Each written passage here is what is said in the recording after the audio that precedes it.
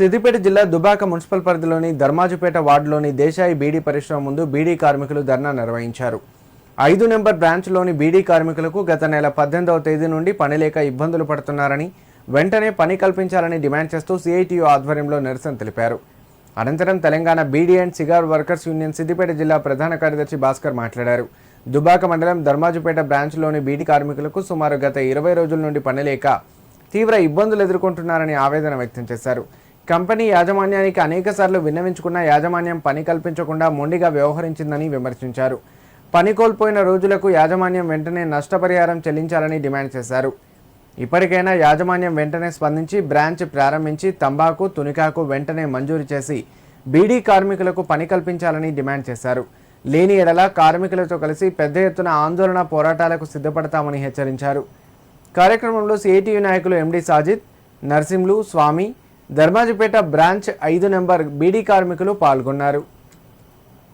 దుబ్బాక మండలం Dubbaka Desai brothers limited centre పరిధిలోని Dharmajipet 5 number కార్ఖానాకు గత నెల 18 తారీఖు నుండి పని లేక తీవ్ర ఇబ్బందులు ఎదుర్కొంటారు.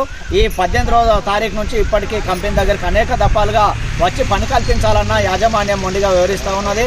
కాబట్టి దానికి వ్యతిరేకంగా ఈరోజు మాకు పని కల్పించాలని సిఐటి ఆధ్వర్యంలో ధర్మాజిపేట 5 నంబర్ బీడీ కార్మికులందరం ధర్నా చేయడం జరిగింది.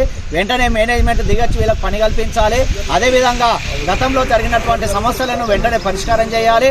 నూతనంగా ఏదైతే వీళ్ళు బీడీ కార్మికులు కోరుకుంటున్నారో ఆ బ్రాంచ్ ద్వారానే వీళ్ళందరినీ నడిపించి వీళ్ళ బీడీ కార్మికులకు వెంటనే పని కల్పించాలని సిఐటిగా Telangana beedi and cigar workers యూనియన్గా డిమాండ్ చేస్తూ ఉన్నాం.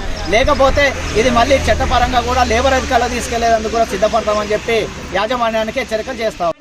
నేలాదిపేట 5 నంబర్ కార్ఖానా నెల అవుతుంది బంద్. ఇప్పుడు మేము లేబర్ ఇప్పుడు ఎట్లా పెట్టి మేము నష్టపోవడం మేమే అవుతుంది.